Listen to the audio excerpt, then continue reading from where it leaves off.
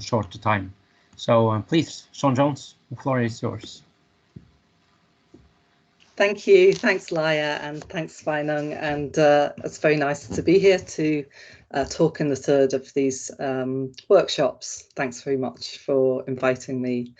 So I'm going to talk, it's a presentation sort of two halves. I'm going to basically make a series of arguments in the first half, which will be illustrated with the help of Glasgow Cathedral as a little case study. And then I'm going to actually talk about a more contentious case study, the Hilton of Cadwell Cross Slab. The Hilton of Cadwell Cross Slab relates to some earlier research that I did about 15 to 20 years ago now, but I think it illustrates a number of very useful points relating to issues of identity and conflict. The Glasgow Cathedral case study is more to make a series of points about everyday dissonance and where kind of frictions and contentions arise from. And that research, I just want to acknowledge at the start, is related to some research that I did in collaboration with Thomas Yarrow at the University of Durham, and which also relates to our forthcoming book, which incidentally is titled The Object of Conservation, an Ethnography of Heritage Practice. And many of the examples I'm going to talk about, the kind of quotes that you'll see, come from either qualitative interviews or participant observation during the research that I conducted around these case studies.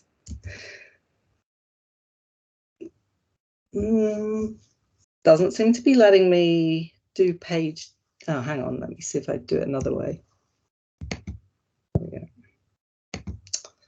So the first point I want to make, and I'm going to make a series of quite blunt points here. I'm not going to elaborate on them because I'm going to do that through these little case studies, and I'm going to hope to keep reasonably to time. In fact, I'm just going to start myself a timer. So the first point I want to make is all heritage is dissonant. I'm sure most people here and the other speakers wouldn't particularly disagree with that, but I just wanted to start with it again.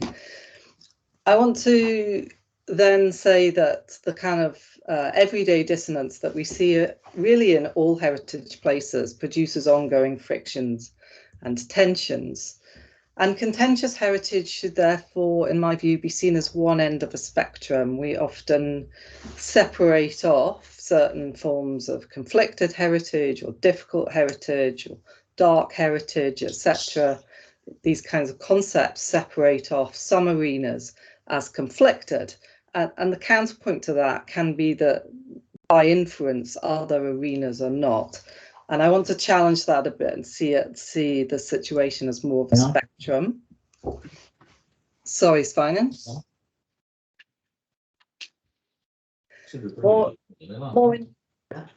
I think I can hear somebody talking.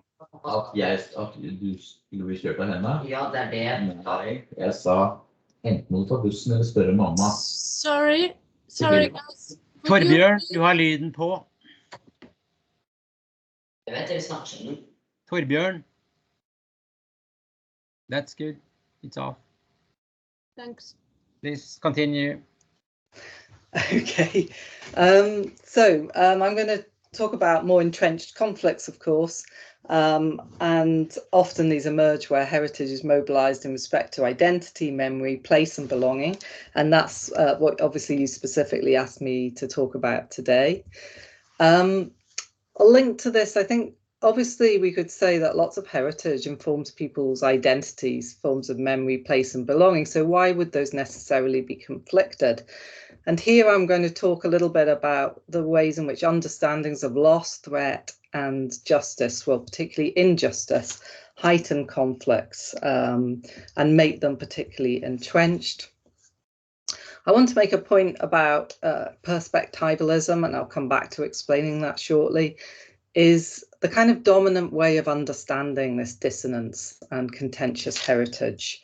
But I would argue that we kind of need to think a little bit beyond understanding conflict and dissonance from the kind of idea of multiple perspectives, because dissonance and contention also derive from different conceptions of the object of conservation as well. And these link to different matters of concern and care, which produce a kind of multiplicity in relation to conservation objects. So we can't afford just to be thinking about meanings and values in relation to what seem like self-evident objects, because actually the relation between people and things is actually producing different objects of attention and concern and care. And I think that often is at the root of a lot of contentious heritage, because there's a misrecognition of the fact that people think these different perspectives are about the same thing, but often they're about kind of slightly differently understood objects, if you see what I mean. So firstly, just to illustrate the everyday dissonance, and so I'm going to take Glasgow Cathedral as this to illustrate this, and I'm just going to very quickly highlight some points, and you can ask me to elaborate more in questions. So a kind of authorized understanding focuses on its medieval history, and for instance, Historic Scotland will state it's the finest building in Scotland, religious building, I think they're talking about specifically, but they're generalizing here, the finest building to survive the 13th century. And here there's that kind of evidential approach to the building. It's revealing of medieval religion. So Kevin, a cultural resource officer, says that you can walk into Glasgow Cathedral and you can understand the way that medieval pilgrimage would have worked. It's a pilgrimage site. So there's this idea of the building almost as a historical document that can be read in particular ways. But this notion of the cathedral contrasts a great deal with other understandings, particularly religious understandings upheld by, for instance, members of the congregation, but also visitors of Christian faith. So Helen says the sense of space gives you a sense of the grandeur of God. It gives you room to breathe, some more sensory kind of experiential understanding of the building. And Gordon emphasizes the kind of sense of a gathered congregation through time and a feeling that you're part of a continuing tradition. And here a Catholic visitor, Margaret, says, and she sees here the link to the materials. She says, I know it's not stone, but I think it absorbs things. It's like it's alive. It's absorbed the presence of the people who've been here in the past. So here we can see some quite dissonance and divided perspectives, and they might seem to divide purely along lines of the professional practitioners and then the people who engage with this building in a religious sense in the present, rather than seeing it as a document of the kind of medieval religious past. And I see parallels here with Dennis Burns' work on popular religions in Southeast Asia and the contrast with conservation philosophy and the kind of perpetual building work and understandings of religious sites that people engaged in popular religion produce. But here as well, though, there are ways in which some of the non-professionals involved, in fact, reproduce some of the similar kinds of perspectives as the professionals. So Heather, who is a friend, one of the friends of Glasgow Cathedral, she's also actually a Christian by faith. She will talk about the religious aspect of the building, but also talk about it almost as this kind of historical document again. It's evidence for the history of the country and the history of the city. And also then we've got Bruce, a senior conservation architect, who makes very similar arguments to Helen, where he talks about the way the eye rolls across the building and how it's all about, the architecture is all about going up to God and the grandeur of God. So this dissonance is not just in a straightforward dualistic sense, compartmentalizing along the lines of professionals and non-professionals. Of course, it can produce frictions and tensions. These are not outright conflicts. Glasgow Cathedral's not, when we were doing research, not a particularly conflicted sense in terms of the examples that we've been talking about in some of the other workshops here. But there are frictions and tensions going on. So Tom refers to, well, we're getting a clearer understanding and empathy for each other's positions. But Helen says, well, without a congregation, it would just be a shell. It would be a beautiful shell, but it's got to be about the purpose of worship, she says. Ben refers to a specific small-scale conflict, but a conflict nevertheless, when he says that we didn't use candles because Historic Scotland were encouraging them to use electric candles rather than wax candles. And he said it was quite a terrible thing, and a lot of the congregation were quite upset about it. And he goes on elsewhere in his interview to say it's a question of whether it's a static preservation or a dynamic preservation. And he's alluding to the kinds of frictions and tensions when he says it's a question of how you blend them together without them bumping into each other, like his euphemism there. And finally, one of the cultural resource officers again says that there are many different perspectives one might bring to Glasgow Cathedral, and all of them are valid and interesting, and you can learn from them. And we've got to bear this in mind when we're talking to different stakeholders. And here we've got somebody talking about that kind of stakeholder model that Trinidad was talking about last week, and which, as she described it, is very much upheld by Historic Scotland, or was at the time when we did research there in 2011.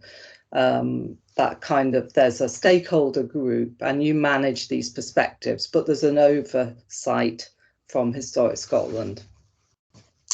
So this I want to characterise as a kind of perspectivalism, a way of thinking about difference and pluralism as a product of different perspectives. So perspective A is producing certain kinds of value and meaning and identity.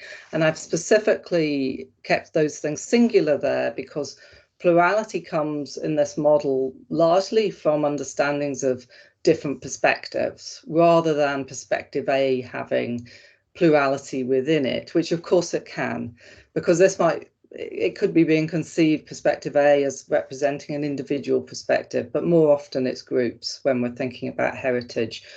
There's a tendency in heritage management to think about stakeholder groups and communities.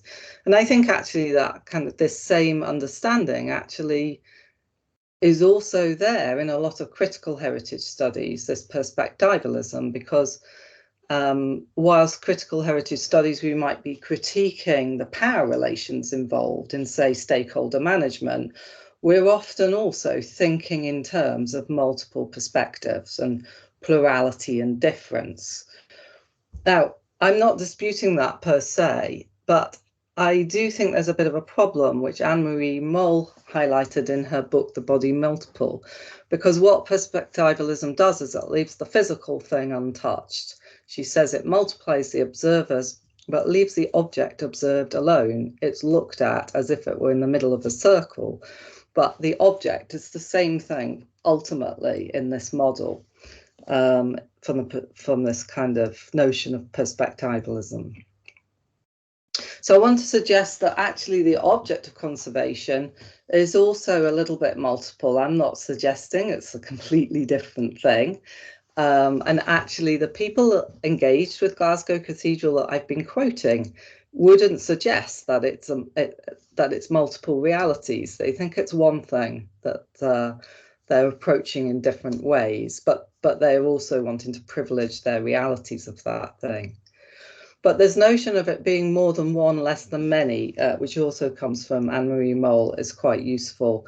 And that, I think, comes out of the fact that there are multiple concerns surrounding the cathedral, which lead to multiple forms of care and a kind of multiplicity in understanding of what is the object you're trying to conserve, and therefore how do you go about doing it. So for the authorised perspective, Kevin says, well, hopefully the end result is that we protect it. Keep it standing, keep it understandable. This is the kind of conservatism of conservation associated with a philosophy of minimal intervention. It's a document of that medieval period, and so as much as possible, whilst Historic Scotland very much want it to continue in use by a congregation, they also want to protect it and keep it the same, in some sense the same at least. Helen, a congregation member, talks about embellishment. So this is not additive. It's about commissioning new pieces, paintings, music, stained glass, and the Friends of Glasgow Cathedral are very actively involved in that, as are the congregation. And this, in her view, is associated with, so that the building is kept alive, so it's growing, it's moving on. So it's quite a different conception of this object, but it's still, in a sense, about keeping it in being in the world in the same way as she understands it. So it's a form of care, I would say, and obviously the conservation, heritage conservation also is a form of care there. Anne from the Soft Furnishings Committee makes similar but related points about soft furnishings, but she says that softness is about the fact that there's a living congregation here. And all of these acts, for those that are of Christian faith and engaged in worship in the building, they're acts of worship in a sense, and acts of faith. And the minister sums this up when he says it must be an alive building. If it's not alive, it's just a museum and it's got to be preserved. So there's a huge tension, he says, between preservation and life. And obviously these are the kind of contrasts that are often made, I think, within critical heritage studies literature.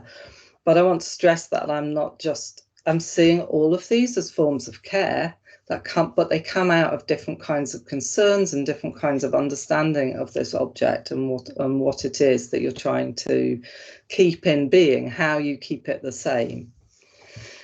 Now, Glasgow Cathedral, I said when 21st century Glasgow Cathedral is not particularly associated with outright conflict. But of course, it has been in the past. During its history, it went through the Reformation. It's now a focus of Protestant worship. It's part of the Church of Scotland. But in the mid-20th century, in 1968, for instance, there were some protests against, so for instance, the image on the right, Protestant protesters protesting against a Christian Unity service where the minister, the Church of Scotland minister of the cathedral, held a joint service with the Catholic Archbishop of Glasgow. And so it has been a focus of outright conflict. And in fact, at the moment, there's a growing interest in certain memorials within the building to leading individuals, wealthy individuals in Glasgow who have histories of association with empire and slavery. So it may well become a focus of very outright contestation again and conflict of this nature. However, I want to turn to Hilton of Cadwell, and I'm going to be very quick with this case study, and hopefully we can pick up on it in questions, because now I want to turn to think more about relationships between memory and identity. So I'm going to be making similar points to those more theoretical points I was making at the start, but I'm just going to go down this route because I was specifically asked to talk a little bit about this as well. So it's a 9th century Pictish symbol-bearing cross slab. On the left, you can see it in the Museum of Scotland, where it stands today. In the centre, this is the remains of the medieval chapel, where the cross slab almost certainly originated from. And on the right, the upper portion of the cross slab in the grounds of Invergordon Castle in the late 19th century. And this here, let me just put my laser pointer on. So this upper portion actually lay at this chapel site until about the 1860s, when it was taken by the landowner away from the village to his castle. And then in 1921, his son sent it to the British Museum. There was a big repatriation protests at the time, well, a protest about it going to London, and it was repatriated in 1921, in fact, but only as far as Edinburgh, and it's remained there since. Now, the village, Hilton of Cadwell in northeast Scotland, so this is north of Inverness in East Rossshire, or Easter Ross, as it's sometimes known. In the village, there was a strong sense of loss and marginality surrounding this monument, an awareness that they once had this monument. Other villages in the vicinity also have these monumental cross slabs. So there was an awareness that other villages had theirs, but Hilton didn't. But this ties in as well with a sense of Hilton as a very disadvantaged place and a very marginalized place. So this notion of a backwater is a place that's very marginal, but at Hilton is a backwater on a backwater on a backwater. And so in the late 20th century, there was a move to, in the early 1990s, there was a move to try to get this upper portion that was in the museum brought back, repatriated to the village. Of course, the museum said no, and in place of that, there was a reconstruction project, a replica project, and a sculptor, Barry Grove, was commissioned to carve this full-size replica that you can see here. And here you can see some community activities to do with the erection of the stone and its unveiling and so on. It was erected in 2000 for the millennium. And Christine, an elderly resident, told me that in relation to this project, she said, I think people in Hilton had nothing and all they could say was, oh, the stone's in Edinburgh. But now they've got something and it's part of them. And I think Hilton became whole again. Something was missing, but they got something back that had been taken away. And I want to say that that's also, I haven't got time to go into it, but that's also a more wider sense in this village and the villages surrounding it of loss, of decline of industries, of loss of shops, loss of young people because they leave to work in the cities because there's no work in the locality. So loss isn't just configured in relation to this ancient monument. It's almost like this ancient monument symbolic of other kinds of loss and marginality that people experience, and then it becomes a focus of action in this regard. But actually, as a result of the erection of this reconstruction at this historic, archaeological site, which is a scheduled ancient monument, there was an excavation, and the excavation recovered the section that you can see missing here in the museum. They have a bronze plinth that this upper section sits on, and then they discovered this lower section and also lots of fragments at the site. And this produced more conflict over what was going to happen to this new lower section here. There was a protest group that arose pretty quickly in the village who felt that it should stay in the village. It shouldn't go to Edinburgh. The Museum of Scotland and Historic Scotland had been sponsoring the excavations that were carried out by Glasgow University Commercial Archaeology Unit. And quickly there was quite a protest movement. So there was a public meeting and it was agreed that it would stay in the village until its ownership was formally established. And in this context, this is I did research in this context, and so I talked to people about how they understood this situation. And you can see that it was very much about belonging and identity. So people said things like, it's like an ancient member of the community. And Barry, she says, you actually feel for it. You have a feeling for it. It's part of your culture. It's part of the people. It's part of the community. So it's very much a claiming of it as almost like a symbolic figure within the community. But also, and this initially confused me in this research, there was a lot of discussion of highland clearances, which was the displacement of rural tenants and poor from the landscape from about the 1780s to the 1850s in the Highlands of Scotland, for anybody that's not aware of that history. And there was wide-scale emigration and displacement of people to the cities and so on. And this was all to do with landlords of large estates trying to engage in what they saw as agricultural improvement. But of course, there was a lot of pain, of loss, displacement associated with it. And this has very strong, still a very strong focus of social memory today and cultural memory today. I would say it's a form of post-memory, as described by Marianne Hirsch, where memory is very much transmitted across generations. And there's a strong sense of injustice about this as well.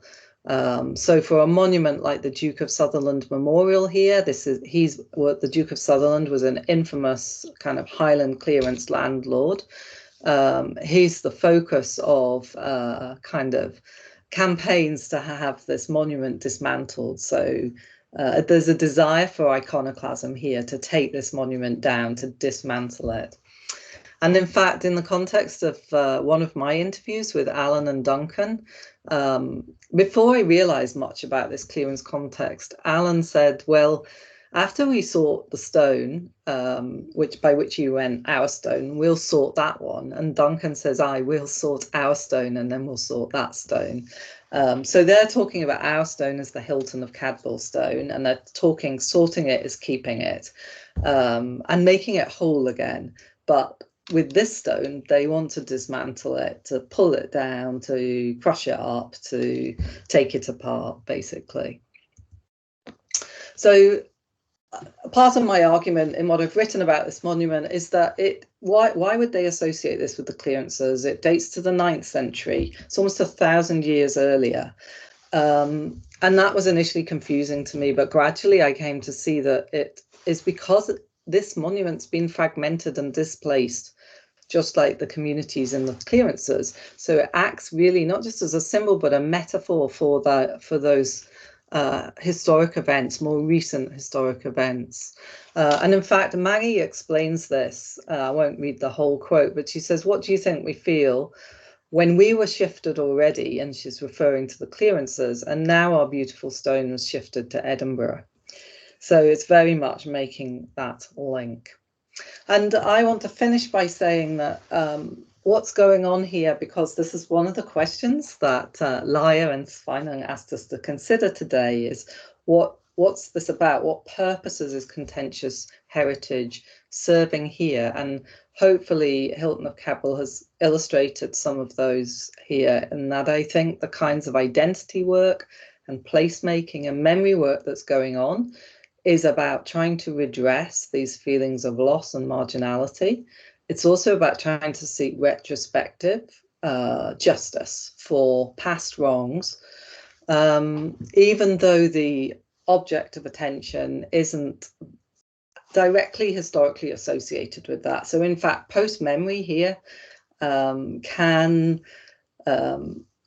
provide a context for forms of conflict about historic objects that actually, from an archaeological or historical perspective, are not associated with the time or the context that these memories derive from. But this is also about future making. It's about thinking through alternative futures. And so I'll just finish with this quote from Alan, where he says, I look at the Hilton stone. When it's in the Edinburgh Museum, it's just a dead headstone, whereas in Hilton, it could be a living stone, hopefully as a focus of a living community again, and indirectly a catalyst for more development in the place. And you can see on the right that, in fact, they did keep the stone. There's a story about that, but this is the community hall where all the activities take place, and they have it on display in the corner of the hall. I'll stop there. Thank you, Siân. I'm sorry if I overran. My lost count of my watch is closed. So that's fine, Siân, and thank you. I think the order of speech here with you first and Dacia afterwards is quite fine. You focus on objects of conservation and contentions around them. Well, Dacia will also talk about the connection between tangible and intangible, as well as focusing on some of the same issues. So we can take the questions afterwards. Now I see Dacia is with us. So please, Dacia, welcome, and we look forward to your introductory speech. I will share my screen because I have Dacia presentation. Excellent. Is it okay, Dacia, or you are able to share your screen? What? I might be able to share my screen because sorry for that. I finally managed to get on my computer. Yeah. But I'm just pressing sharing content now.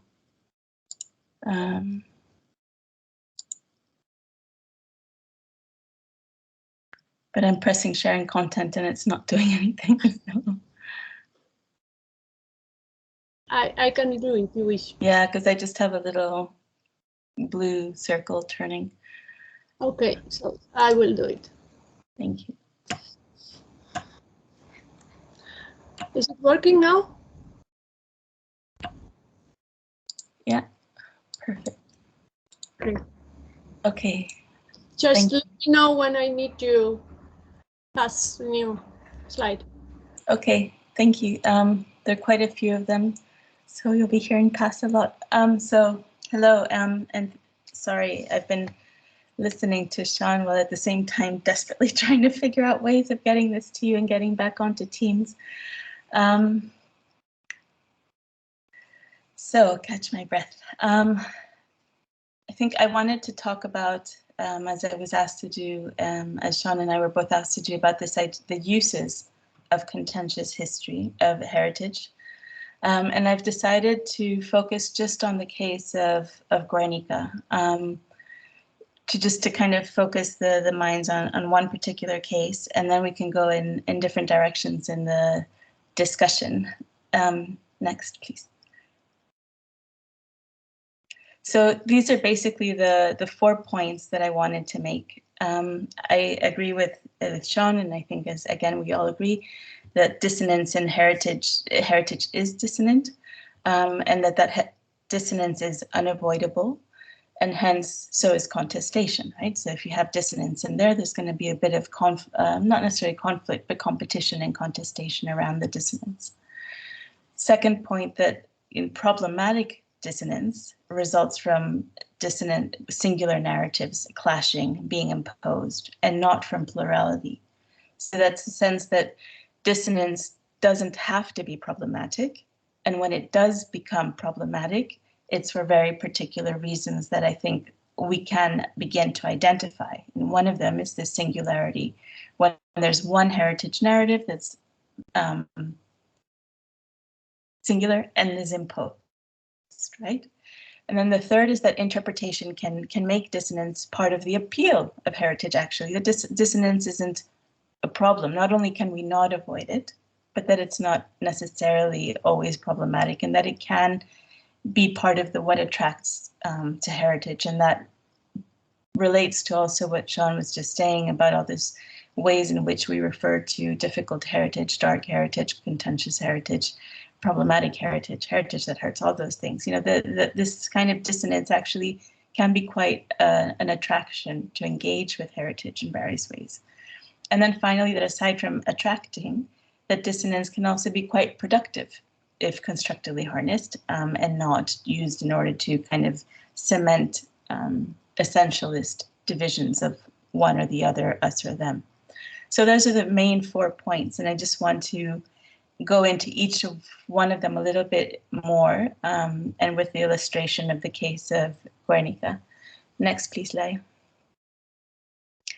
So just a little bit of background, and I'll go really quickly through these slides. And this is just to remind you and to contextualize the case study of Guernica, which happens, the bombing of Guernica, which occurs during what is called the Spanish Civil War. What Paul Preston has argued is not that, but rather the beginning of the Second World War. And just to remind you that this is very much a civil, like and all civil wars, about us and them, and about taking what was a kind of not homogeneous, but what was defined as a national whole and splitting it, right? And so creating divisions, and heritage is instrumentalized in creating those divisions. This is our heritage. These are all Republican posters. We have this idea of Don Quixote, of certain monuments, of certain folklore, of certain traditions, and the others. And what are we going to do with the others? As we see there in the poster of Los Nacionales, ship them out to sea, right? So there's a very clear sense of who belongs to the us, who doesn't. Next. So Guernica, where is Guernica? Because we all think, I think of the painting, but it's a place. So it's a place here in the Urdaibai. The Urdaibai is this body of water that goes into the Basque Country, that comes in near Bilbao, to the east of Bilbao. Next slide, please. It used to be an important waterway, and it was, you know, it's been a town for a long time. So Guernica didn't suddenly come into existence at the moment of its destruction, right? It existed as a place before then. It had just existed as a place of heritage, of performance, of political existence. And next slide, you'll see the next. It also had dense heritage of its own. So what made Guernica a particularly symbolic site before the bombing was that it had this oak tree, and the oak tree was a site of the fueros, which is this Basque political organization system that you saw throughout medieval Europe, not only in the Basque country, where you would have various kind of landowners and lords of the region come together under this oak tree to agree on things like taxes, participations, and various conflicts. You know, there's a kind of democratic symbol of all the lords of Biscay coming together and agreeing on the rules of the land.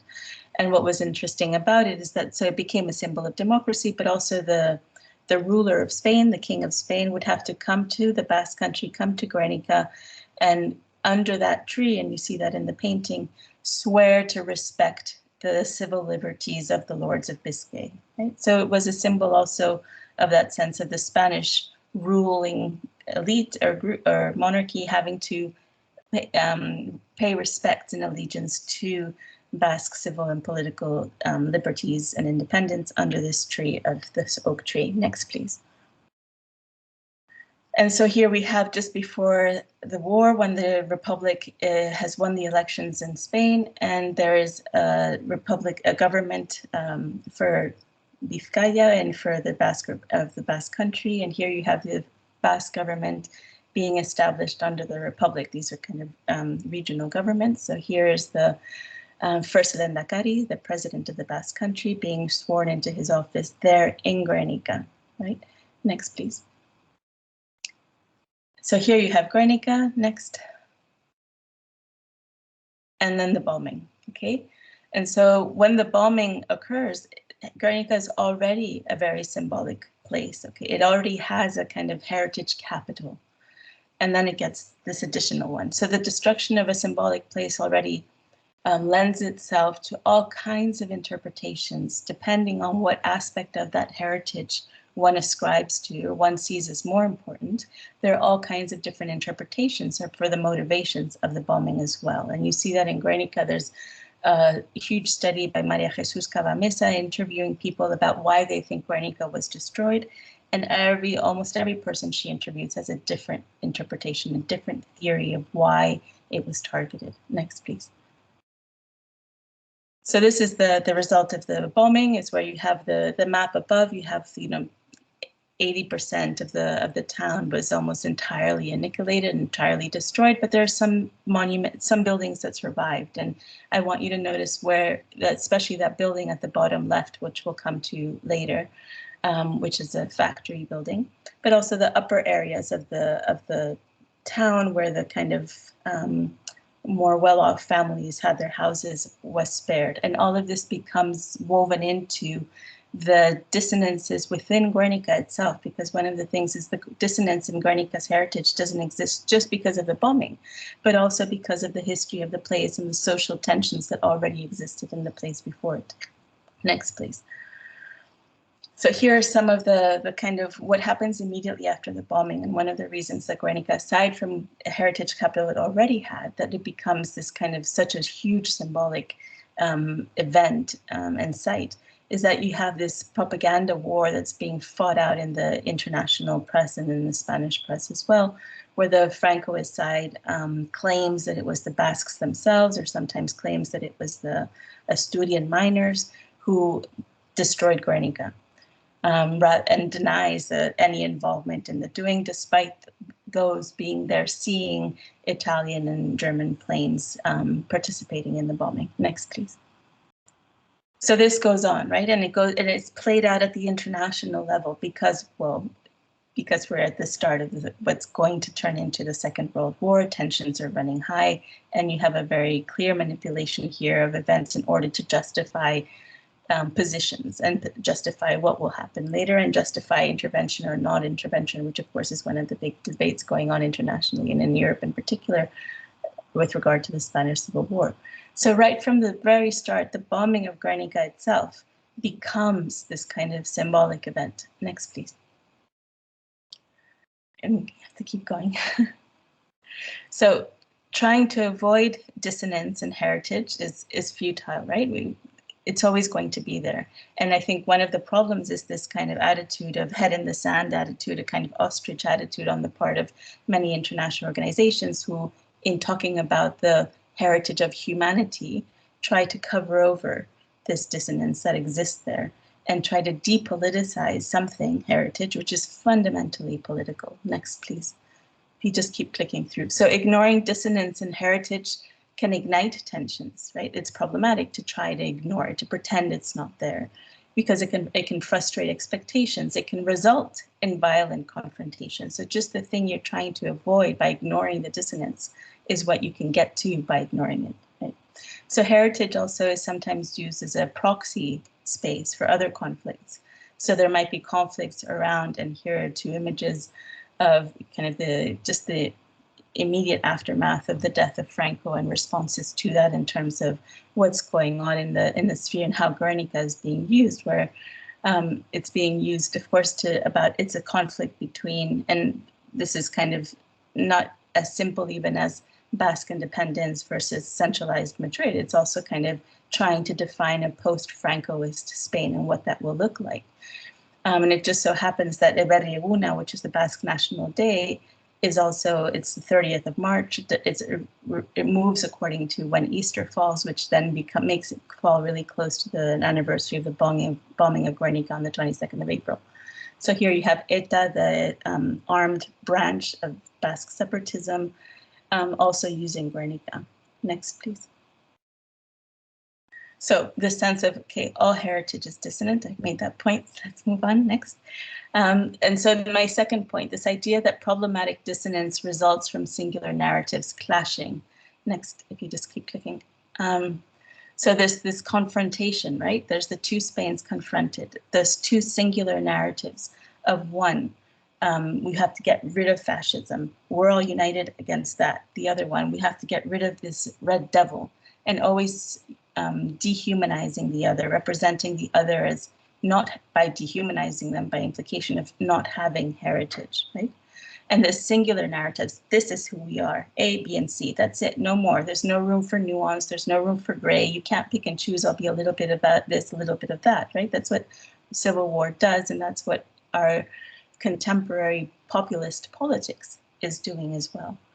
And of course, that's relating to that quote from Amartya Sen, that it's the singularity that is dangerous.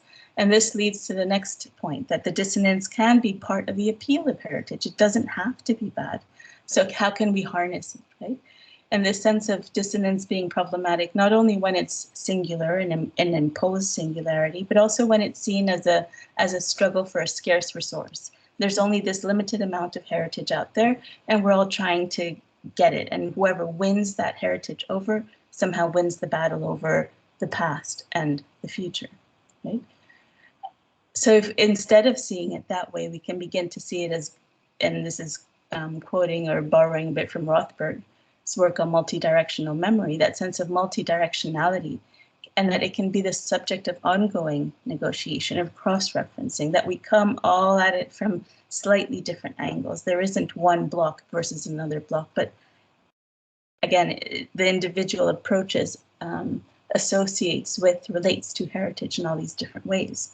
And that interpretation, therefore, and the associative value of heritage have become so important compared to what we saw before, or we have seen up until the start of the century, really, is this kind of static protection of authenticity.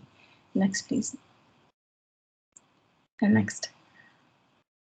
So this is kind of what I'm trying to bring together theoretically, is these different ways of approaching the issue, from the kind of relational ethics, the new relational ethics that the Sarr-Savoy report call on in terms of what to do with collections that were created through colonial violence, the epistemic justice in terms of heritage that my colleague here, Andreas Pantazatos, talks about in terms of who knows and how is knowledge shared, and who gets to share the knowledge and who gets to know. Because, right, one of the ways of, one of the forms of heritage violence is that kind of disowning of people from their heritage, that separation, because if you don't know that it's your heritage, how can it be your heritage?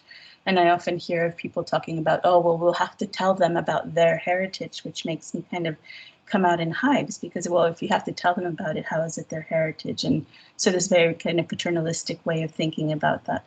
And then again, at Rothberg, the implicated subjects and the kind of multi-directional memory that I find are very stimulating arguments and ways of thinking that he's using that for applying to how we think about heritage as well. And that helps us break away, and that's what's important about his implicated subjects, away from a victim-aggressor kind of formatting, which again simplifies, essentializes, and singularizes each of those standpoints. And then borrowing a little bit from this kind of sense of agonism in politics that Chantal Mouffe introduces, and which has been, I think, very productively borrowed by some of our colleagues in Heritage as well. Next, please. So, this again, we're going to go quickly through some slides on Guernica, and this is the uses of Guernica during the war. So I got you to the point where Guernica is destroyed, and then what happens? So how does it go? It gets destroyed, there's a propaganda war, and then what happens? So here you have the Republican side trying to rally support for the Republic, begins to use Guernica and the destruction of Guernica as a representation, as a symbol of the destruction of civil liberties, of democracy, of civilian life, of peace. As a way of kind of rallying support for their cause. Next, please. And then, of course, you have the creation of Picasso's Guernica. Next. And you have it at the Paris World's Fair, the Pavilion of the Republic. There it is in front of the Mercury fountain, Calder's Mercury fountain. But it's, it's in a context, yes, of modern art, but also in the context of exhibitions in that pavilion about the war and about the destruction of Guernica. Next, please.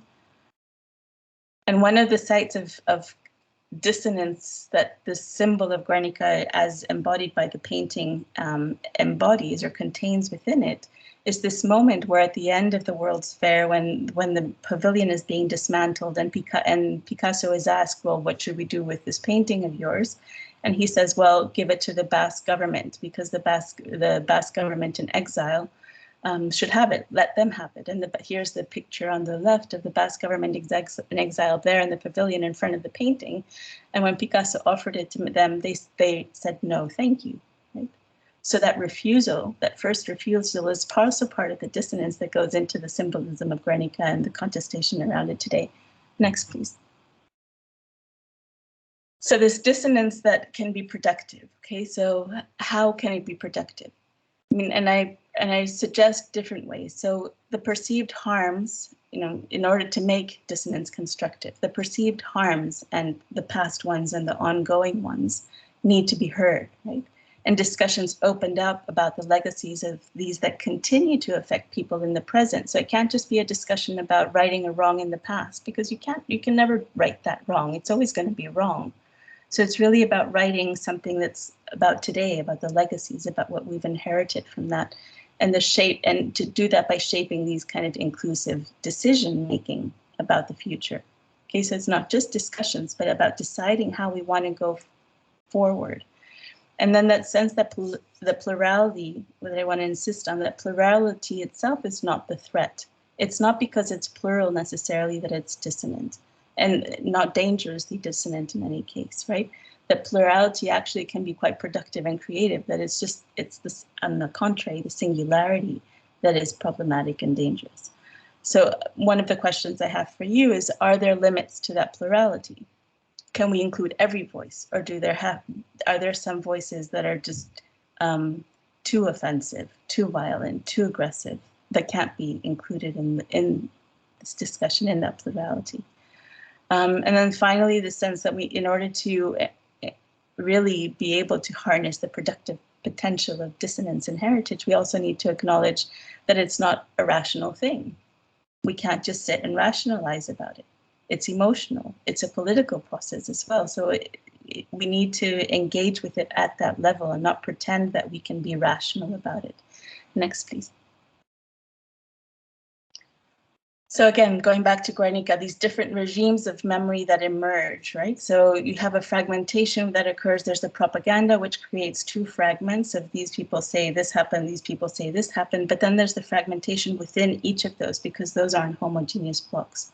And here you have the image here that's really important is the one at the bottom left of the people standing around the oak tree of Guernica in 1977. That's not just any random people, those are historians. This was a meeting of historians under the oak tree of Guernica to establish the facts of what had happened. And yet everything that I have found in my research on Guernica, because when I first started, I wanted to establish the facts too, is that the facts matter to a point, but in terms of heritage, the facts matter less than the interpretation of the facts, what people think happened, why they think it happened. Next, please. So this sense of a symbolic moment and of Guernica becoming a key piece in the affirmation of Basque nationalism in the 20th century, right? And the fact that it's an event that at its core already has this contestation because it has the propaganda war, it has the different points of view about why it happened. And then it gets used, it gets manipulated because it's such a powerful symbol. It gets used by all different social groups with different interpretations of why the event matters to them and matters today. Next, please. And keep going a little just to get the more images.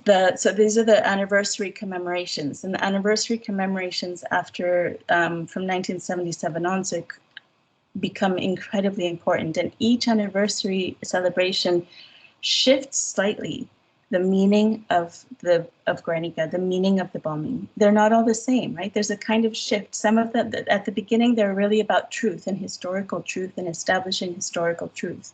But as things shift and as the context of Spanish politics at large shift, then it becomes other. So sometimes it's more about the international connections. And here you have Henry Moore, a sculpture of a woman in a shelter by Henry Moore that gets inaugurated in Guernica. This statue by Chillida called the House of the Father, which gets inaugurated also in Guernica. All these things that start happening, each one is kind of associating itself with a different narrative, a different understanding of the bombing. Next, please. And then there's a history that doesn't get told in those anniversaries, and that doesn't get told when Guernica is used as a symbol of peace and an antebellum, anti-war kind of symbol, which is that actually Guernica, that building that I told you to look at the beginning in that map at the bottom left, was not only a factory, it was a weapons factory. It was producing guns. It had produced guns and weapons that were used in the First World War, yeah? And what to do with this aspect of the heritage of Guernica? And for a long time, it was just neglected and ignored, and something that only locals kind of knew about, but they didn't really mention because it clashed so much. It was so dissonant with the overwhelmingly kind of peace narrative that Guernica had come to gather. Next, please. So when it did, it was taken over, and it was taken over by these youth association in Guernica that occupied the space because they were making claims, they wanted a space for themselves in which to do what they wanted to do, and they felt they didn't have any spaces in Guernica, so they occupied the factory. They first occupied the factory with demands of we want a space for ourselves, and this is a big empty space, but then of course realized also the power of the site that they were seeking to occupy and built on that and used that as leverage in order to make a case for it, that this was a kind of heritage of Guernica that had been ignored, neglected, and they wanted to take over the kind of war dimension of Guernica, where Guernica has a responsibility or part in violence as opposed to just victim, and wanted to take that and use it and think about it and take it over as a space for themselves and for creativity. Next, please. So going back to these points, dissonance and heritage unavoidable, that the problematic parts of it come with the imposition of singularity, not with plurality, that the interpretation actually can be part of the appeal of heritage, and that dissonance can be productive and constructively harnessed. Next, please. So these are just some images of the ways in which Guernica has been productively or communicatively used to make statements about or either against war, about the need for peace, or again, this kind of association with conflicts in other places, such as in the case with the mural in Northern Ireland. Next. And then here's, Gogoratuz and Guernica. Gogoratuz means Guernica remembers in Basque. And here's the kind of the narratives around, if you go to the next slide also, but keep this one in your mind.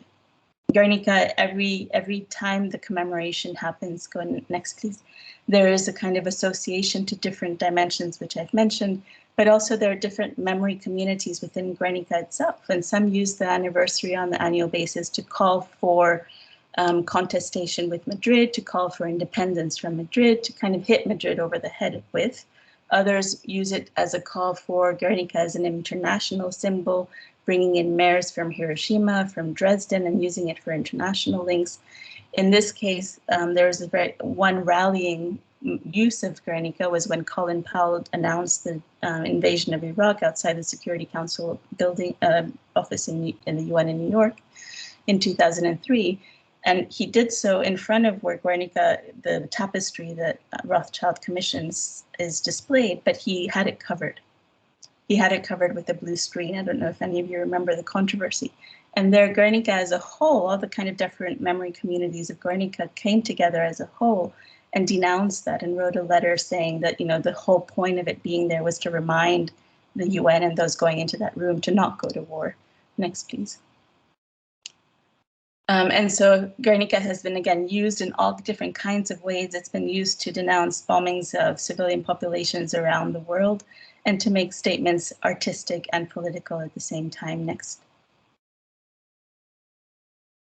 These are more examples of that. And so if you keep clicking through so that everything comes through, please, Laia. So here is just a way in which, you know, the mapping out of Guernica, of this place, of this event, as a kind of polysemic symbol, right? It's this, I know some of you have heard me talk about this before, but thinking about heritage as an ecosystem where everything is connected. You can't just talk about the painting or just about the event of the bombing or just about the place, right? Everything is interconnected and goes together. And at each different moment, through political speeches, through claims, social, civil, civic, political claims, different elements of that ecosystem are being called upon. Next, please. If you just keep going, thank you. And so next to last slide, here's Guernica being used, the image of the painting being used in the Occupy movement in the Puerta del Sol in Madrid in 2011. And here you see, you know, it's being used as a kind of bulletin board for different people to add their comments, add their points of view. And I think for me, that's an excellent metaphor of what heritage, contentious, dissonant heritage can be used for, as a mechanism, as a platform for discussion and debate and for things to emerge and people to come together in their differences, you know, not having to leave their differences aside necessarily. Next. So the kind of final points and ways forward, this idea that heritage becomes problematic when it's about a zero-sum struggle, right? And when it's about singularity and how we can move away from that with negotiation and cross-referencing. And this refers to, of course, the session we had last week and the conversation around how you negotiate that we heard last week.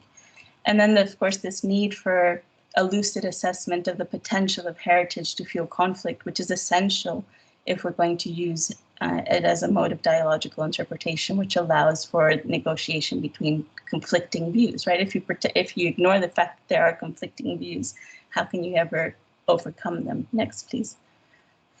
Which is just a picture. And that's all for me. Thank you, and sorry for the delays.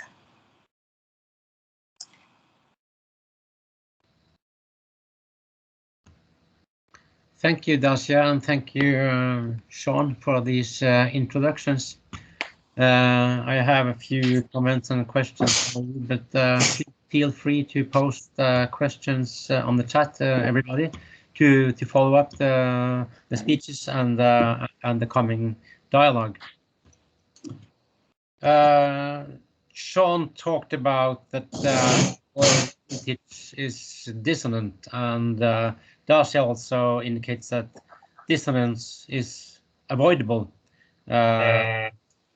Trinidad also emphasized that in the previous session.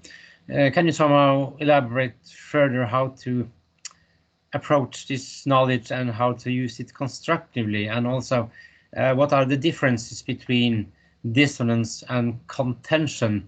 Dacia partly approached it by trying to avoid singular narratives, but the spectre you also were talking about, Siân, that contention is one end of a spectrum.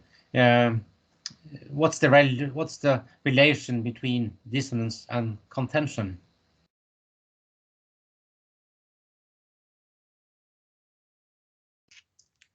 Is that me, Siân, or both of us? Both of you, actually, yeah.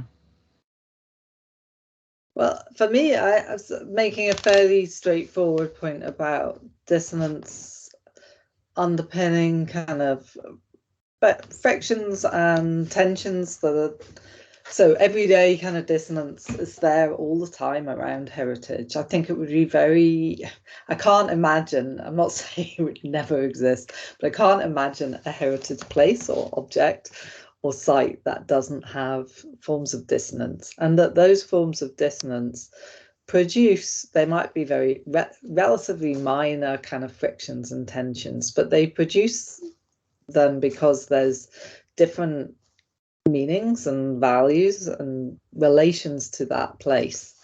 And so the question becomes not whether there are just some sites or some situations that are conflicted or contentious or difficult heritage, but and obviously some do become very conflicted and in need of kind of forms of mediation, and there's kind of outright conflict around them of the kind that Dacia was talking about. But and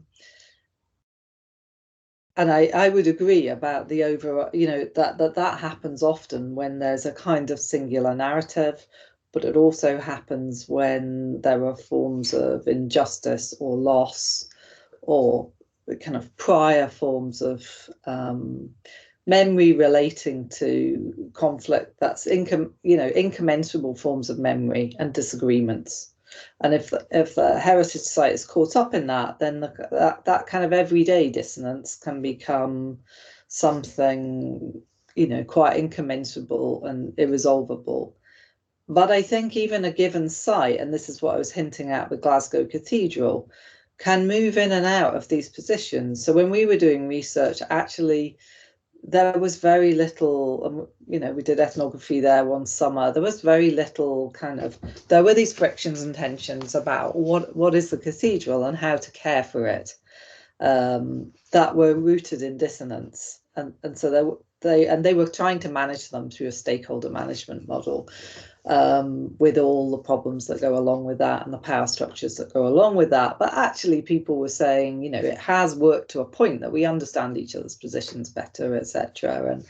And so sometimes they'd be saying, yeah, if we struggle along with that, we can work with that model. And then other times they'll be saying, no, we're just stuck. There's nothing we can do about it, from various angles and various positions. But you could see the way at other times the cathedral could become a focus for instance, in Glasgow with sectarian conflict, where there is a lack of dialogue and kind of recognition of other people's positions. And there have been certain times in the 20th century when the cathedral has become a focus of that kind of sectarianism, which is very oppositional. I mean, it tends to resolve more around things like football and orange marches and other arenas. And actually something like the cathedral, which has obviously gone through the Reformation and could be very symbolic of that, usually isn't a focus for that kind of conflict. But at times it could be.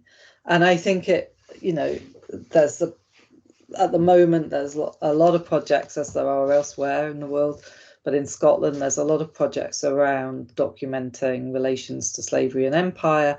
And we have some individuals memorialised in the cathedral. One, in the case of a stained glass window, was actually actively involved in kidnapping and enslavement in Africa and shipping slaves to America. So there's that could easily become, in the case, a similar kind of focus as something like the Edward Colston statue in Bristol, and again more entrenched differences surrounding that.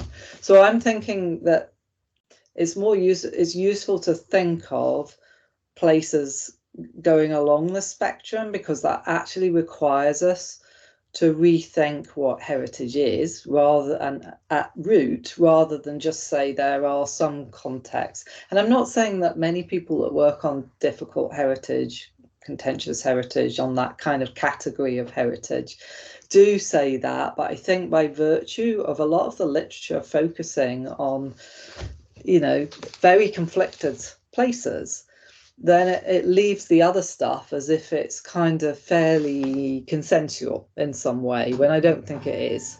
And I suppose that was part of my root point there, in that actually to really then do something with the kind of context that Dacia is talking about, you need to kind of rethink what is going on in the everyday context in order to do that work. And I was actually trying to go a little bit further there by saying it's not just about competing narratives and perspectives. And this is a point maybe I'm going to stop, but we can come back to, because for me, it's not just about difference of meaning and narrative. It's also then about what that does, if we take this in more of a kind of post-human direction, what that does to the very object that you're caring for. And I use the term care there because I'm going to bridge what the heritage managers are trying to do to Glasgow Cathedral and what, say, the congregation soft furnishings committee is trying to do. They're trying to keep it in being through care, and there's an ethics to that and a politics to that for all concerned, but that makes they're making it into a slightly different object that very much intersects, and that's where the frictions and tensions arise, but nevertheless a different object with different futures associated with it.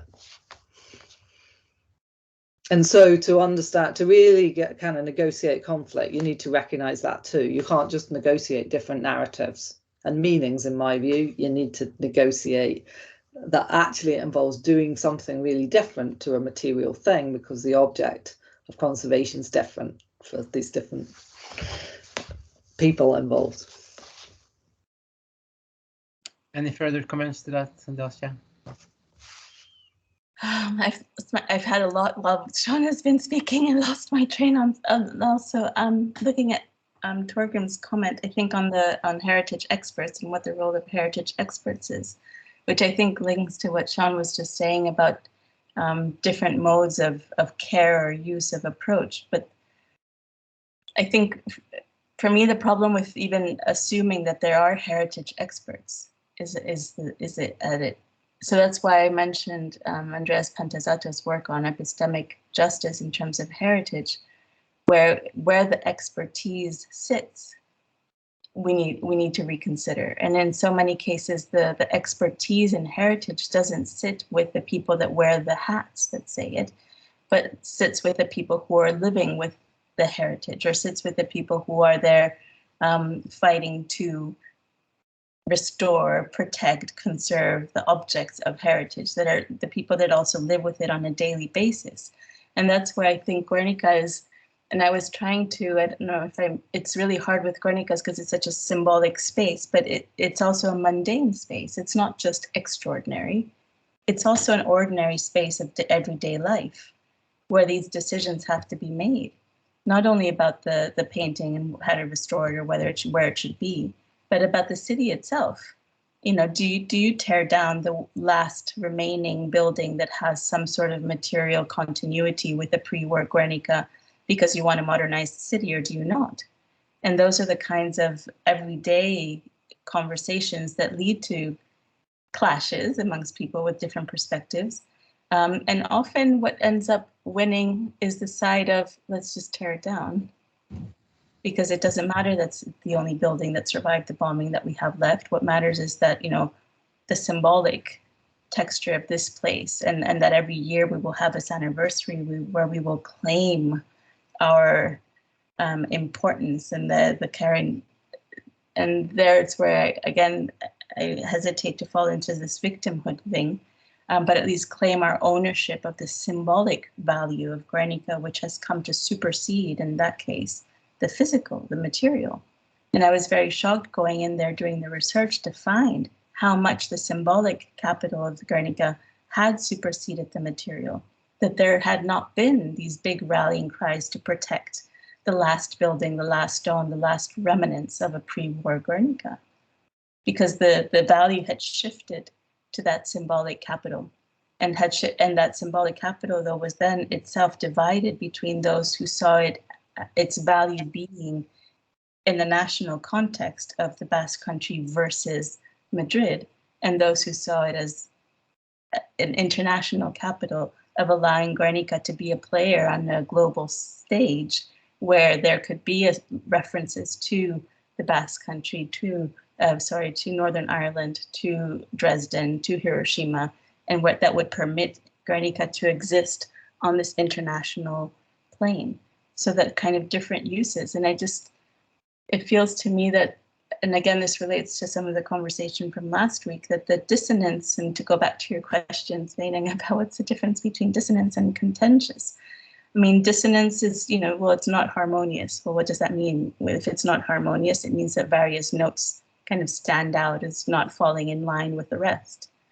But that doesn't have to be a kind of confrontational contentiousness, right? It just can mean that there are different ways into it. In the same way as Stonehenge, you can have the Druids seem to be dissonant from the rest, but why do they have to be dissonant? Why isn't it just part of the richness of the place? And I think that it's that sense of understanding how many different perspectives come into it. And I think one of the challenges with heritage is we often use the same language to mean very, very different things. And what I find encouraging is that move away from protection to care that Siân was talking about, because with protection, it was always a question of, well, what are you protecting exactly? Are you protecting a narrative that comes with the physical, with the material? And why does that narrative need protection? And I think that sense of care and of caring of the objects and separating a little bit, although they can never be completely, separating a little bit the care of the object from what the object then says and what we can read and what we contextualize it is useful. Accepting that singular narratives are a kind of source for contention is kind of obvious, but you asked the question yourself, Dacia, is there actually a limit to plurality? Can you elaborate this a bit further, or for Siân as well? Is there kind of a limit to multiplicity and different voices, and how to handle this actually? What Stacey Nicole Smith was talking about last time also.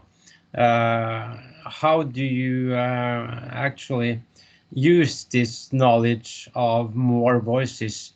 Is it asking for more knowledge of the stakeholders' position held, or is it actually to find tools to handle these voices? Any perspectives? I mean, I think it's a very big question, which is why I posed it rather than try to answer it. Yes. And it's part of the debate that's going on about Facebook and Twitter and all of it, and culture wars and the whole thing of if you open up a platform for anyone to say their bit, then that means you're letting in also people who have extremist views that you find offensive to be let in as well. So what are the spaces that we can create? If we're talking about plurality and inclusivity, do we have to limit that? And there are limits to it according to kind of the law. There are certain things that legally right now are unsayable, which also raises all kinds of questions and debates about, but can we do that with heritage? If we want to be inclusive, do we have to include everyone? And in a sense, I feel like we do, because I want to kind of reject the kind of discourse that you often heard around, especially when the destruction of heritage sites in Syria was going on, where you had Irina Bokova and then Boris Johnson, when he was mayor of London, talking about the barbarians over there that were destroying heritage and that we can't engage with because they're barbarians and they just have to be stomped out because they're barbarians and they're not part of our civilization. And I want to move as far away from that way of thinking about this as possible And so incorporating everyone and all the voices into the discussion involves not separating us out into civilized versus barbarians. So I think it does involve having conversations with those whose opinions we feel are offensive.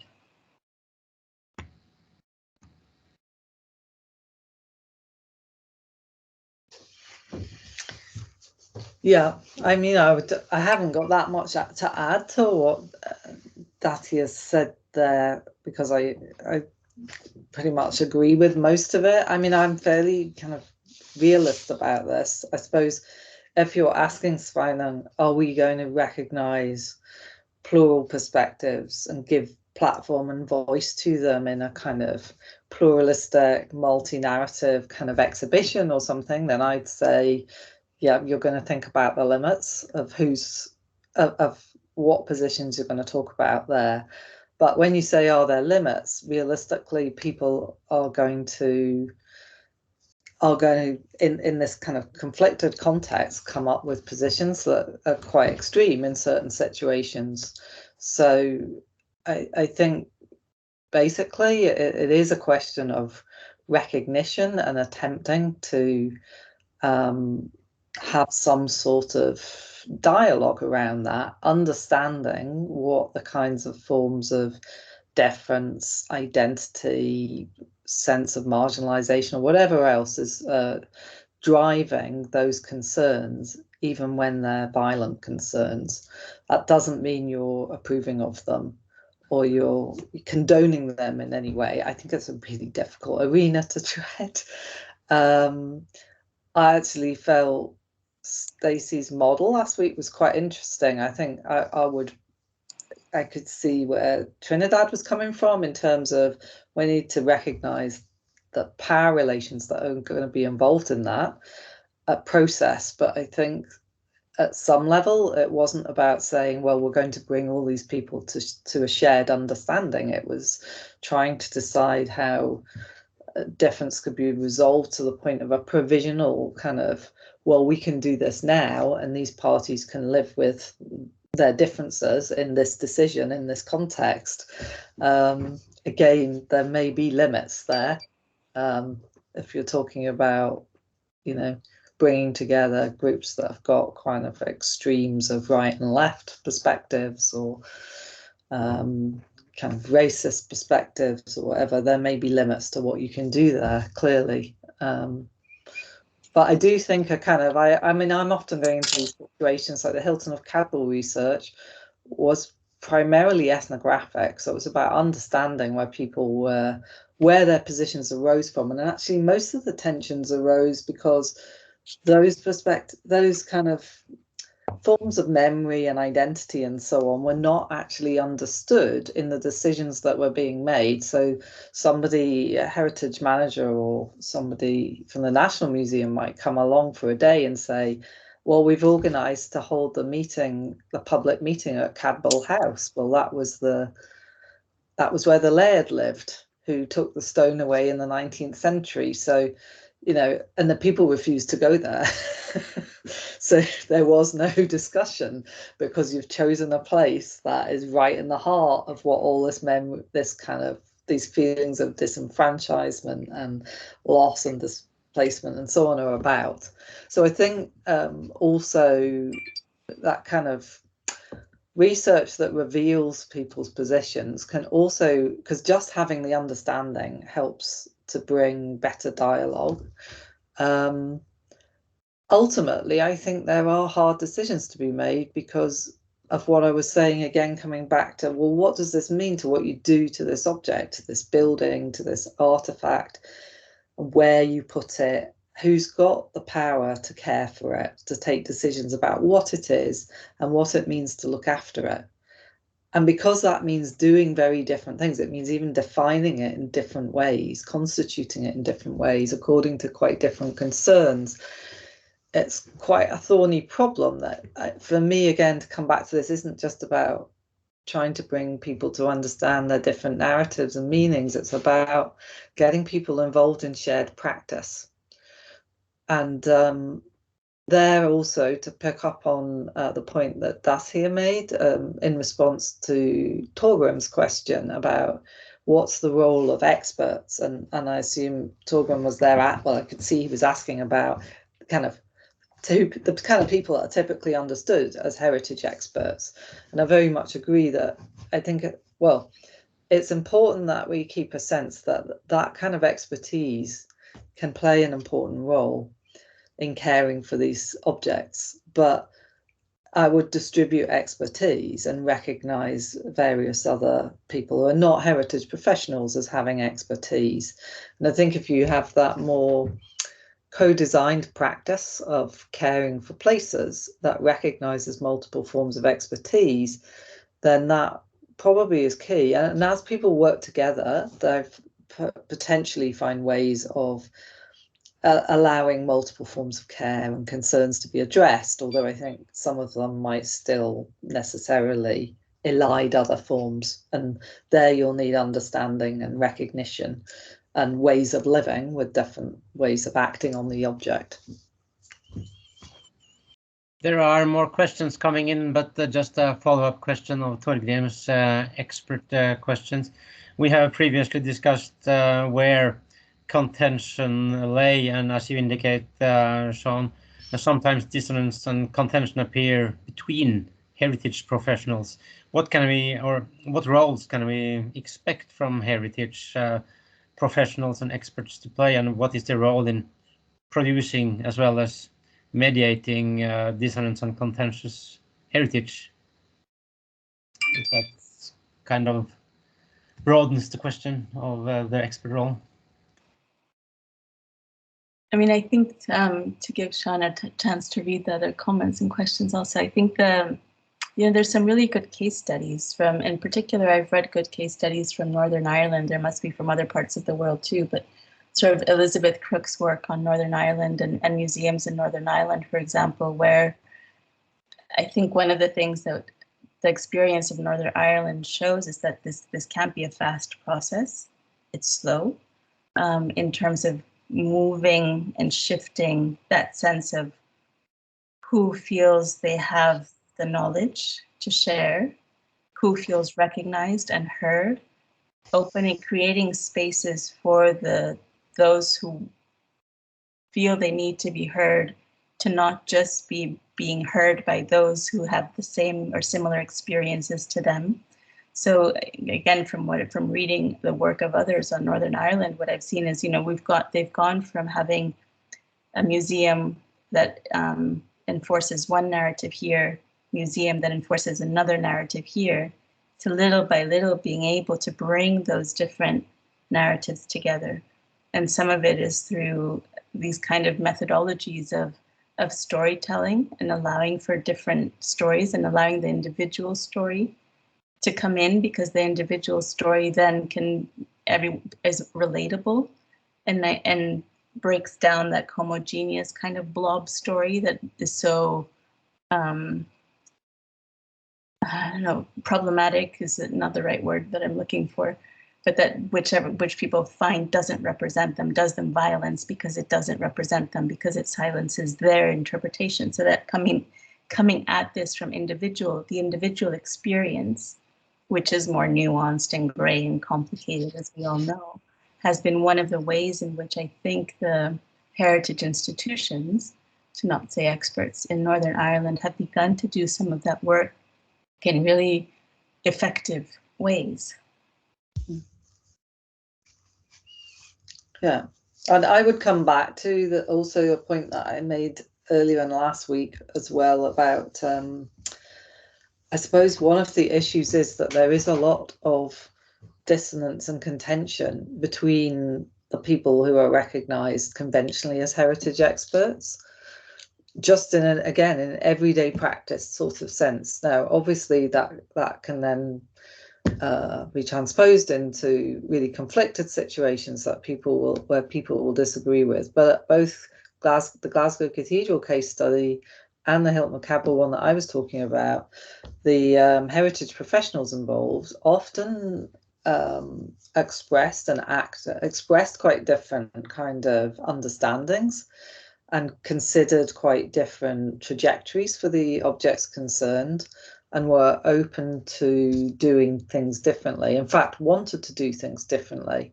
And part of what happens in conservation practice in, say, a national heritage organisation like Historic Scotland is ultimately a process of negotiation, often with recognition of each other's different kinds of expertise and the different kinds of skilled vision that goes with that. To use Grassini's concept of skilled vision, which is not just about sight, it's about a sensorial embodied relation that's produced and constituted through expertise.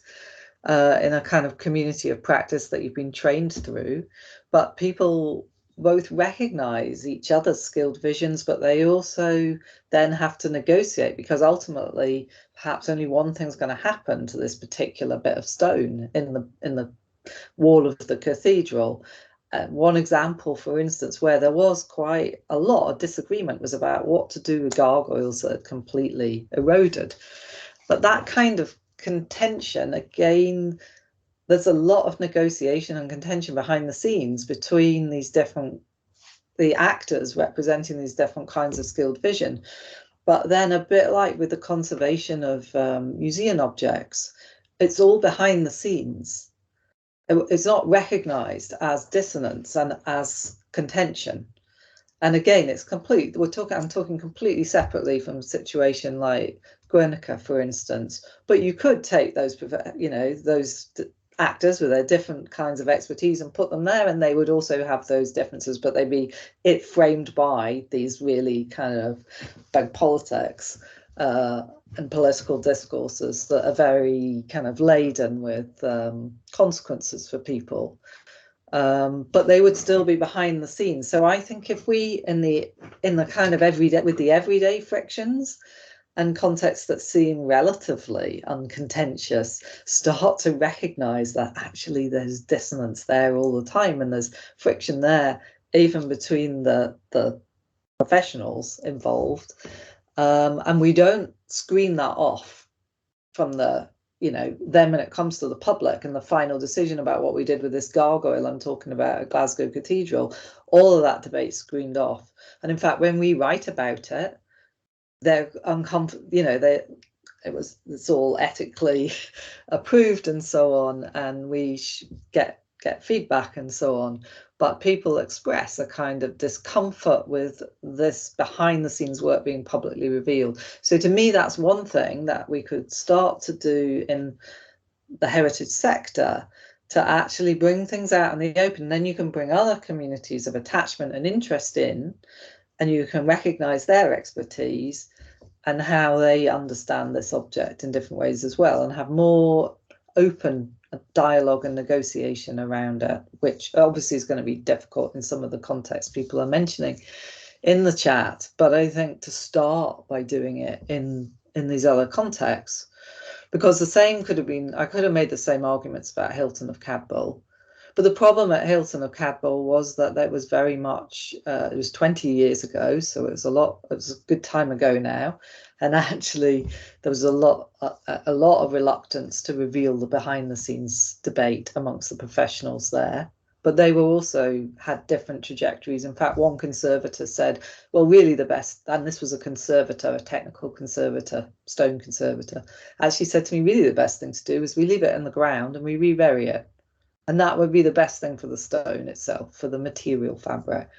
Whereas obviously that wasn't the National Museum's perspective, and it wasn't the Chief Inspector's perspective, etc. There were really different ways of thinking about what it was to care for it in that situation. But that was all kept behind the scenes. And then when I wrote a report for them on this, I would have 20-minute conversations with people at events, and when you said this, Dacia, it really made me smile when you said it brings you out in highs when people say we have to tell them about their heritage, because I can remember in the late kind of 2000s, around 2006 or 7, I was at a conference with a whole range of museum and heritage professionals, and one person I was talking to for 20 minutes said, oh, how much he loved it. And it was really interesting to hear about all these different kind of quotes and interviews, and then after 20 minutes he said, but what it tells us ultimately is we haven't done our job right because they don't understand what it really means. And I was like, what? Because I thought I was having a completely different conversation. But anyway, but things I think have changed. That was 12 or 15 years ago, and I think there's a lot of scope for opening up more dialogue and recognition of well, we need to recognize the power relations involved as well and distribute those more. Some more questions and comments from the chat, Laia, which yeah, I can pick up on a couple of them also while Siân reads the rest. I mean, yeah, there's a question for you, Dacia. How do you see the process of coming to the point that the Siân heritage is used in a productive way as it constructive harmless? Who leads this process and who initiates, specifically in post-conflict and post-war contexts? Like international communities presented as a mediator between the conflicted parties, and how can this process be productive and owned by the communities, and not only formal and often unproductive when it is mediated by the international community? Shall we have the courage to believe that this is possible at all? Okay, let me answer that question and then relate it to something else that I wanted to respond to the previous question. But yes, we have to have the courage, because if we don't have the courage to believe, then we can't quite give up hope. But the international community, I think, is a problem. I think the international community is still a few decades behind in terms of understanding heritage.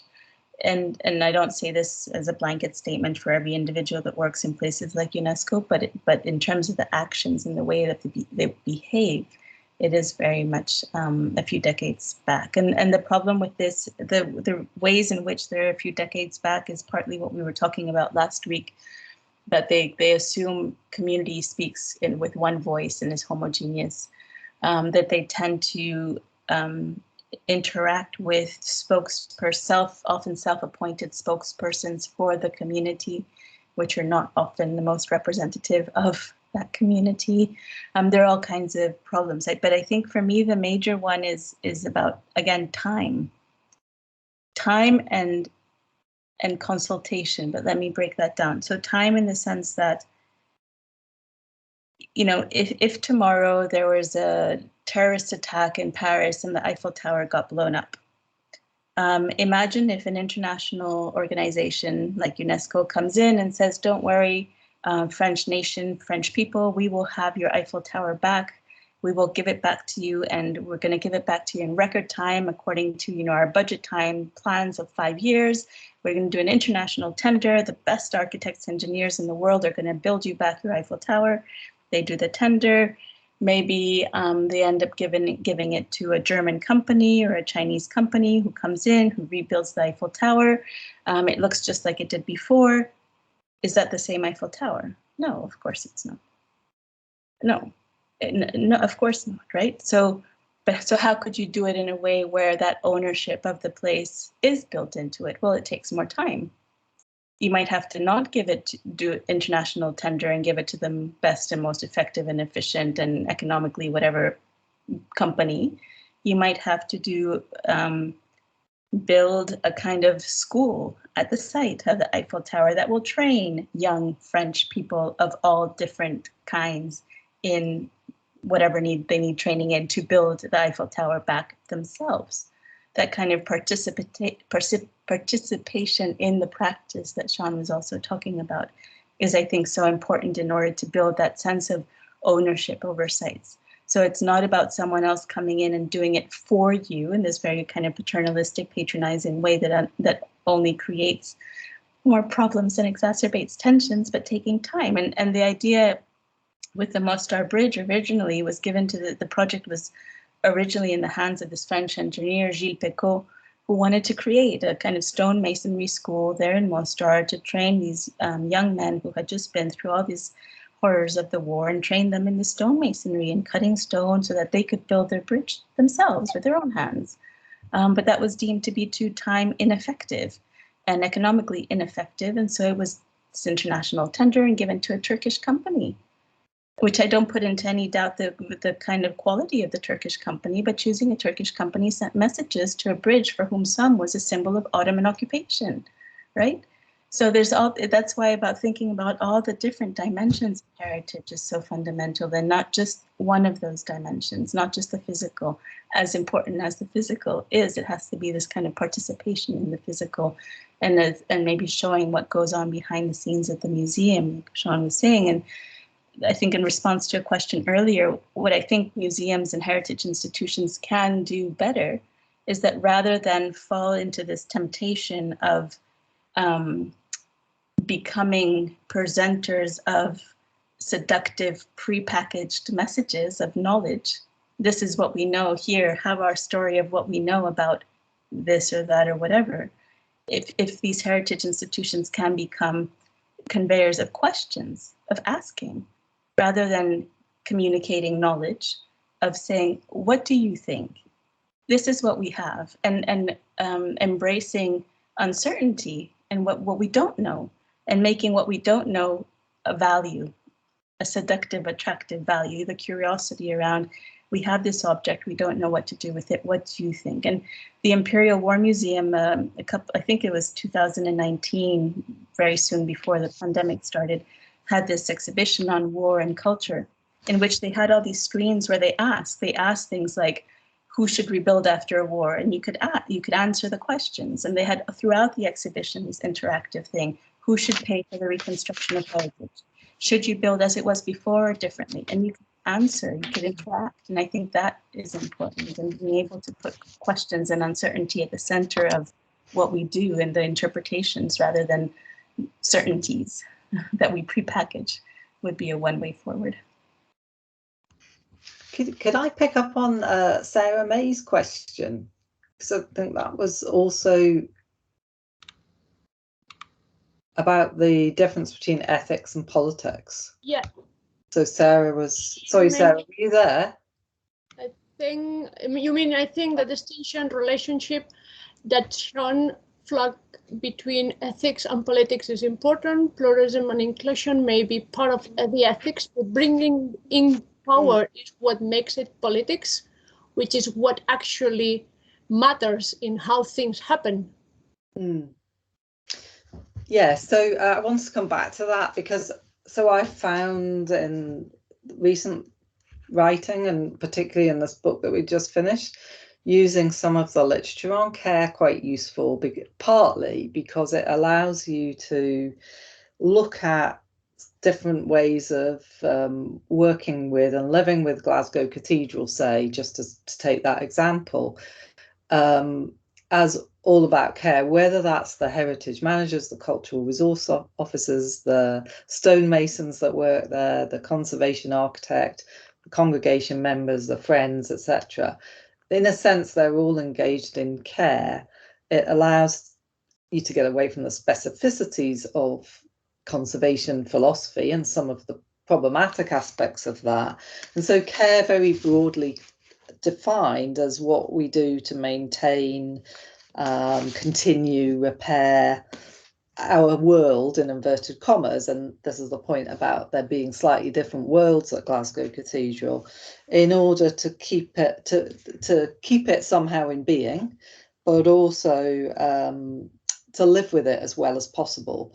And so, and then obviously there's a lot being written about the ethics of care, but I absolutely agree that the power involved in care has to also be central to that. And so people whose work I like bring ethics and politics together. Somebody like Puig de la Bella Casa, she's talking about ethical political concerns and practices, where those two things, ethics is always also about politics. The question what to do now is a political question as well as an ethical question.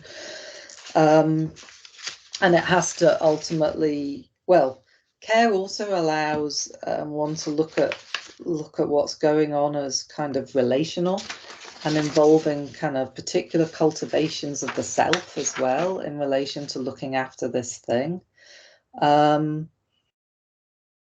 obviously the question then of who has the power to care, whose concerns matter, what gets seen as proper care and improper care are the political aspects of that, alongside that kind of ethical relation that one has to the thing and to each other in the context of care.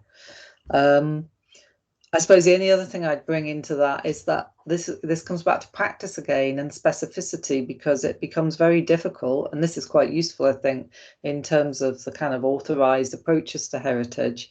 It's very difficult to say what best practice is in that kind of notion of best practice, because what's good and bad care is always specific to context, to relations. Care's a concrete form of doing, of practice. And there are kind of specific logics then in those arenas of defining good and bad, but that's a practical concern rather than something that you hold up and say, you know, this kind of restoration or this kind of minimal intervention is good practice, is good care, because it very much depends on what gets negotiated in practice through relations with people and things, but also between people. So I think it's quite a useful framework. I'm not saying it's the only way to do this, but some of the literatures on care in terms of design and architecture, but also arenas like social care and nursing and so on. So again, actually, Anne-Marie Moll's done quite a lot of work around that, and some really interesting stuff around care that brings politics and ethics together.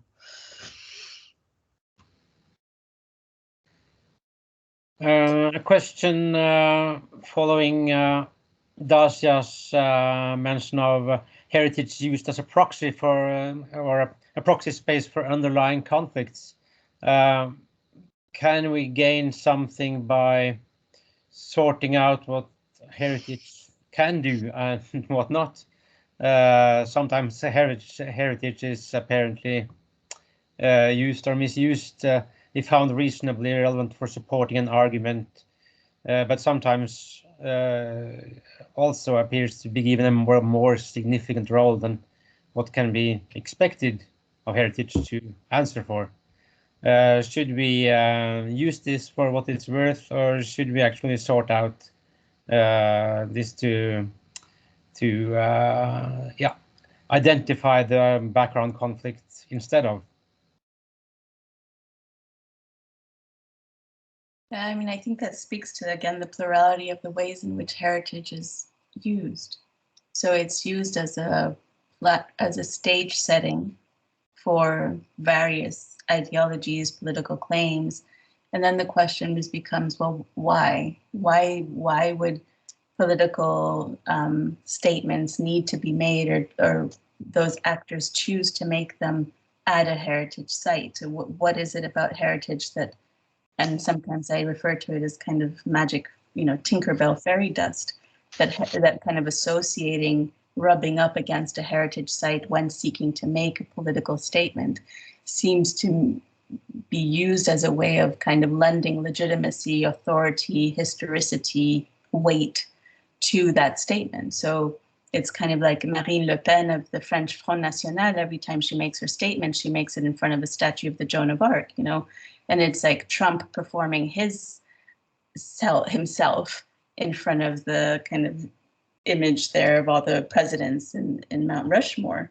And it's that kind of performance and use of heritage sites as sites of performance to lend that legitimacy, again, weight, historicity to this, what is being said. So that's one way in which that gets done. But I think there's just so many different ways. That's just one of many. And I think for me, it's also, if we break down what goes into heritage, aside from politics, which we've said, there's also kind of identity and memory, right? And I think the identity aspect is really interesting to perhaps not entirely diffuse the weaponized side of heritage, but at least to understand that as a vector of identity, heritage is used to give value, right? It's important. Value is important in heritage, not in the sense of What do you value in yourself, about yourself? Where do you see value in your identity? Do you see value in your identity as a kind of, since we're virtually in Oslo, as being Norwegian? Do you see it as being a professional in a particular way? Do you see it as being a good friend? Do you see it as being a good parent? Where do you find value in your identity? And I think when we speak about collective identities also, where is their value to be found? And in the heritage side of things, is there value to be found in this heritage that tells you that you belong to this particular group with this particular history and narrative? And where is the value that you are gaining for your own individual and collective identity from that heritage narrative? Where are you getting the value from? That we were heroic, that we were strong? Well, you know, where's that coming from? And just unpacking that a little bit, I think, is very helpful to, again, diffuse slightly the kind of ticking time bomb nature of some of this heritage. And then the other side is the kind of the memory side, is that sense of glue, right? That if Eric Kandel, the neuroscientist and psychiatrist, talks about memory as the glue that binds an individual together, that helps an individual make sense of themselves and themselves in the world and in themselves through time. And if heritage has a similar function at the social collective level of this binding glue, then, you know, who is it binding us to, and in what ways? And being reflective of that and conscious of that, I think, can only be helpful, again, in terms of diffusing the very narrow, singular, oppositional and antagonistic formulations of heritage. I noticed that Laia's asked about futures as well, which would pick up on this discussion in relation to memory.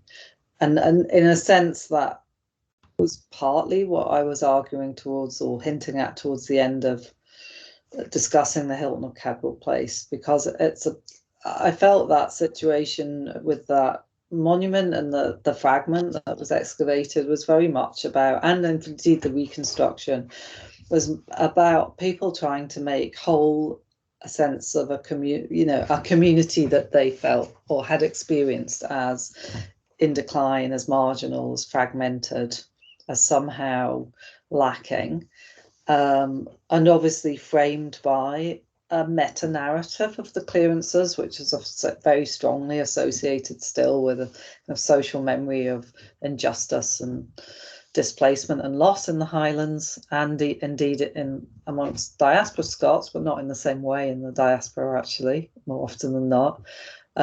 Because I think with a lot of these communities, particularly the ones that then were pushed to the coastal margins, like Hilton of Cadwell was, or the people that lived there were historically, there's that sense also of being kind of left behind.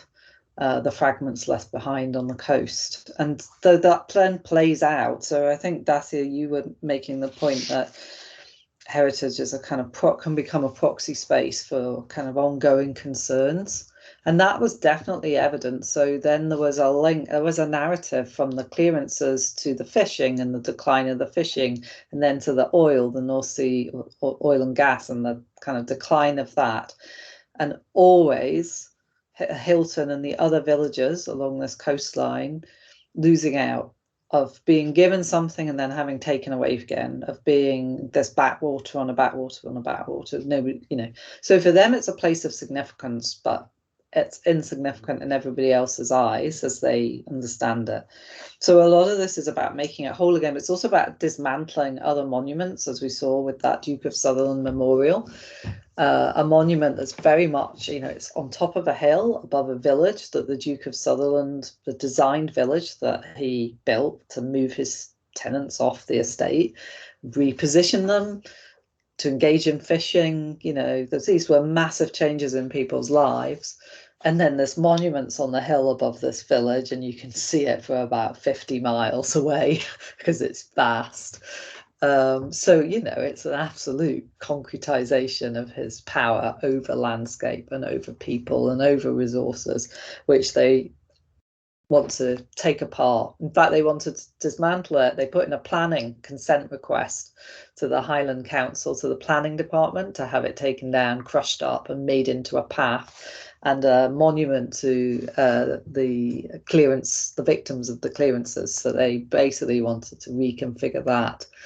But they connected that to what they were trying to do with the Hilton Monument in terms of making that whole.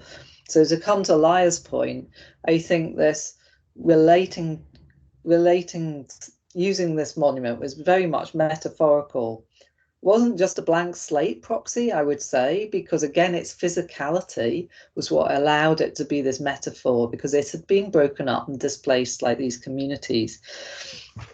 But in using it to renegotiate these power relations and these injustices, they were also trying to define different kinds of future trajectories for people. So it was very much, I think, about a new and different future for the community. And a number of heritage professionals and Highland Council politicians and so on said to me, oh, they think if they keep this stone that lots of tourists will come here and that will bring money into the community and work. But actually, now, if people did visit, which they still don't really, there's nothing to spend any money on. And I really, occasionally some people said maybe it'll be economically useful, but it really wasn't the centre of their concerns. It was much more this symbolic work around through materials and through doing things to materials, caring for some, destroying others. They were going to care for their futures kind of symbolically in that way and produce different kinds of futures. Well, thank you. Time is running up, so I guess it's time for me and Laia to thank you all. Thank you, Dacia, and thank you, Siân, especially for today's session. And thank you all for joining these 3 sessions at the seminar. We appreciate very much the discussions and debates and the input we have